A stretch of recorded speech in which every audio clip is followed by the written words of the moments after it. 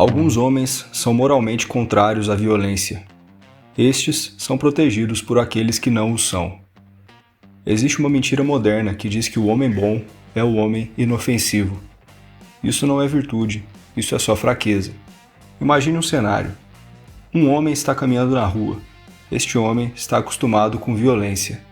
Talvez por conta de sua profissão, talvez por experiências pessoais passadas, talvez por ser um atleta de combate, talvez por todas essas coisas.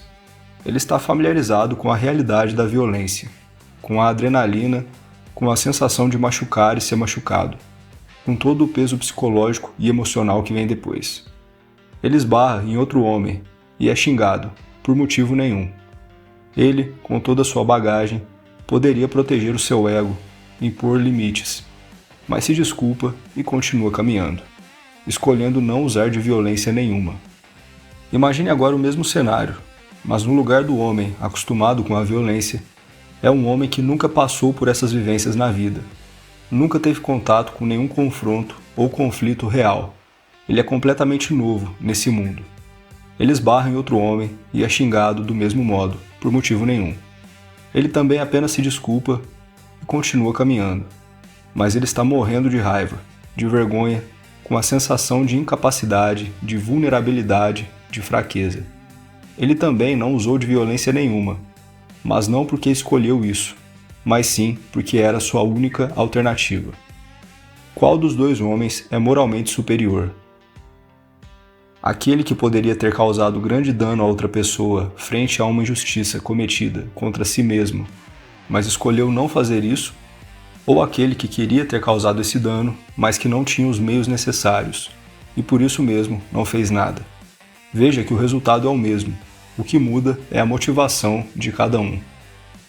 É comum acreditar que pacifismo é apenas o ato de não engajar em violência, independente da situação ou motivação. Mas isso não é pacifismo, isso é fraqueza. Um homem que é verdadeiramente bom é um homem perigoso, mas que mantém seu perigo sob controle por vontade própria. O psicoterapeuta e pensador canadense Jordan Peterson é um dos maiores expoentes dessa ideia hoje em dia. Nas palavras dele, aqueles que têm espadas e sabem usá-las, mas as mantêm na bainha, herdarão o mundo. Algo que eu sempre digo aos homens jovens é isso: você deveria ser um monstro. Todos dizem, você deveria ser inofensivo, não agressivo, não assertivo. Eu digo, não, você deveria ser um monstro, e então você deveria aprender a controlar isso. Por que exatamente Peterson usa a palavra monstro? Ele faz isso para dar o peso necessário para a ideia que ele quer passar.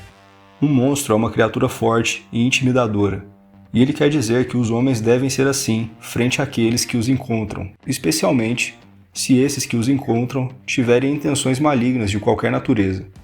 Mas mais importante, ele quer transmitir a ideia que o homem, o monstro, deve ser capaz de se utilizar de violência caso a situação peça. Não apenas parecer intimidador, não apenas parecer forte, mas de fato ser assim. De fato conseguir exercer essa imagem de monstro caso algum dia na vida seja necessário. Um pai protegendo seus filhos de um predador, por exemplo, deve incorporar essa monstruosidade e ser uma ameaça real para esse predador. Mas Peterson não para por aí. Na sequência vem algo de extrema importância nessa ideia. Você deve aprender a controlar isso. Alguém que é apenas um monstro, apenas forte e intimidador e não tem isso sob controle, é alguém que destrói. Alguém que causa dano apenas pelo dano. Alguém que deve ser controlado por outros. Mas alguém que é um monstro e tem isso sob estrito controle é quem controla e combate esses monstros descontrolados. O fato é que a violência e o perigo sempre existiram e sempre existirão. E a única coisa que consegue controlar um homem mau e violento é um homem bom e violento. E essa é uma ideia que parece ter sido esquecida e abandonada pela sociedade moderna. A força, a assertividade, a pujança, essas são coisas que podem e devem ser usadas para o bem, e todos os homens devem ter isso dentro de si. Esse é um dos motivos que eu defendo e sempre recomendo a prática de artes marciais.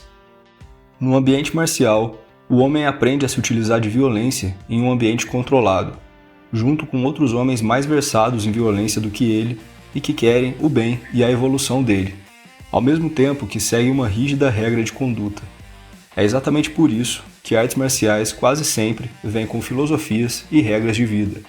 Durante toda a história, guerreiros e pessoas sabiam que a força, a habilidade marcial, a capacidade de causar dano a outra pessoa devem vir acompanhados de sabedoria e autocontrole. Ser um monstro, mas um monstro controlado. É melhor ser um guerreiro no jardim do que um jardineiro na guerra. Novamente nas palavras de Jordan Peterson, se você é inofensivo, você não é virtuoso. Se você é um monstro, mas não age monstruosamente, aí sim você é virtuoso.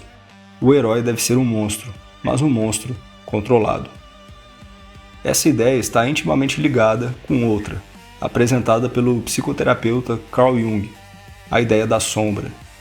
A sombra é a parte oculta, reprimida e inconsciente da personalidade, contendo aspectos que o ego rejeita por serem considerados indesejáveis, vergonhosos ou socialmente inaceitáveis, como instintos primitivos, raiva, inveja, medos. E para Jung, a integralidade humana só é plenamente atingida quando aceitamos e integramos essa sombra, quando trazemos ela para a luz, olhamos para ela e incorporamos aspectos dela que, de outro modo, ficariam para sempre ocultos. Jung dizia que a sombra podia descer até o inferno. Isso significa que nela poderiam estar contidos todos os aspectos malignos imagináveis. O estudo da sombra muitas vezes é amedrontador, pois começamos a perceber o potencial maligno dentro de cada um de nós. Começamos a não nos ver tão distantes mais assim, de figuras más que passaram pela história. Mas a incorporação da sombra é justamente a resposta para esse potencial maligno, pois se olharmos para esse potencial e decidirmos trazer ele para o nosso controle, ele não tem mais o potencial de controlar as nossas ações, sem que nós escolhamos isso. E isso é algo que muitas vezes acontece. Aquilo que você não reconhece em si te controla. Aquilo que você encara, você domina. Um erro comum é de imaginar que incorporar esses aspectos pode trazer consequências negativas, como por exemplo, a pessoa ficar mais violenta. Mas o que acontece é justamente o contrário. Quando reprimimos essas coisas é que elas tomam controle de nós. Elas não desaparecem, mas ficam na sombra e no inconsciente, ditando nossas ações no mundo sem sabermos. Então, explodem sem controle. Existem vários exemplos práticos disso.